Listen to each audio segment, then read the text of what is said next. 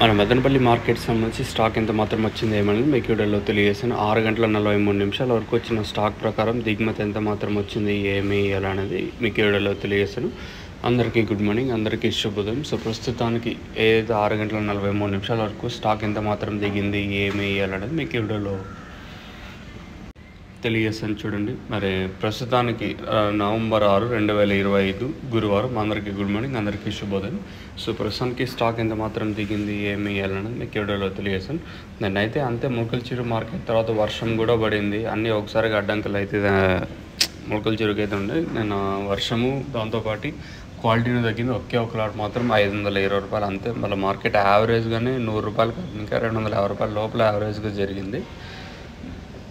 ఇది నేను మొలకల్చెరువు మార్కెట్ సంబంధించి ఇన్ఫర్మేషన్. ఇంక మదనపల్లి స్టాక్ విషయం మాట్లాడుకుంటే మనం ముందుగా టీవీఎస్ మండి లైన్లో మాట్లాడుకుంటే ఈ లైన్లో దిగుమతి నెట్తో పోల్చుకుంటే తగ్గింది. ఒక 5-10% మేర తగ్గింది అనేది దిగుమతి. దాదాపుగా ఒక 20% మేర దిగుమతి కొంచెం అటు ఇటుగా వచ్చిన వేలంపాట్లు చాలా స్లోగా జరిగాయి నిన్న మార్కెట్ వచ్చేసి. ప్రస్తుతానికి అయితే దిగుమతి తగ్గింది. మరి వేలంపాట్లు ఎంత మాత్రం ఉంటాయి ఏమి అనేది చూడాల్సి ఉంది. నేనుతో పోల్చుకుని దిగుమతి అయితే తగ్గింది.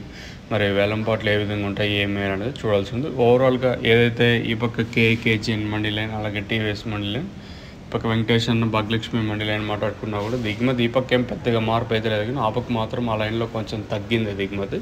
ప్రస్తుతానికి తగ్గింది, ఈ తర్వాత అయినా వస్తే చెప్పలేము. ప్రస్తుతానికి అయితే మన మదనపల్లి మార్కెట్ సంబంధించి దిగుమతి ఒక 5-10% మేర ప్రస్తుతానికి తగ్గింది.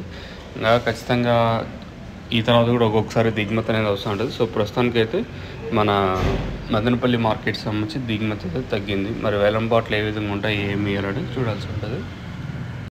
మీకు ఎవరికైనా తక్షణ భూవరం బుకింగ్ చేసుకోవాలనుకుంటే స్క్రీన్ మీద కనిపించే నెంబర్కి కాల్ చేసి మీరు బుక్ చేసుకోవచ్చు. నెంబర్స్ ఎప్పుడు మీకు అవైలబుల్గా ఉంటాయి.